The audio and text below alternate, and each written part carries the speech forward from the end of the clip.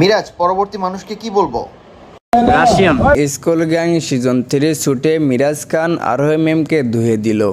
হ্যাঁ দর্শক, আজকে আমি বলবো যে মিরাজ খান আরোহী ম্যামকে নিয়ে কী বললো। আজকে আমি এই ভিডিওর মধ্যে সব কিছু তুলে ধরবো, তাহলে ভিডিওটি কন্টিনিউ করতে থাকুন।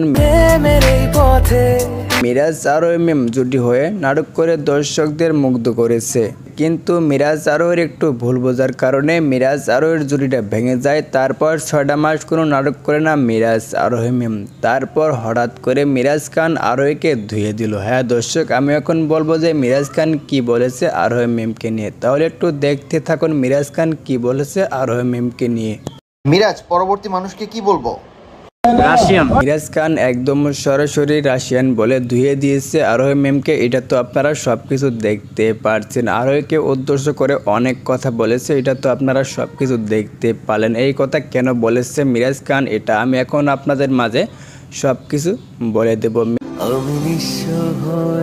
মিরাজ আরোহীর শুটিং সেটে মিরাজ খান আরোহীকে প্রপোজ করে, তারপর আরোহী ম্যাম মিরাজের ভালোবাসাটি অ্যাকসেপ্ট করে নেয়। তারপর মিরাজ আরোহীর প্রেমটা শুরু হয়ে যায়। তারপর মিরাজ আরোহী ম্যাম 6টা মাস প্রেম কন্টিনিউ করতে থাকে। তারপর আরোহী ম্যাম মিরাজকে ছেড়ে দিয়ে সাকিবের সঙ্গে জুটি হয়ে অনেক নাটক করে, অনেক টিকটক করে। তারপরে কোলে মিরাজ আরোহীর বিচ্ছেদ হয়ে যায়।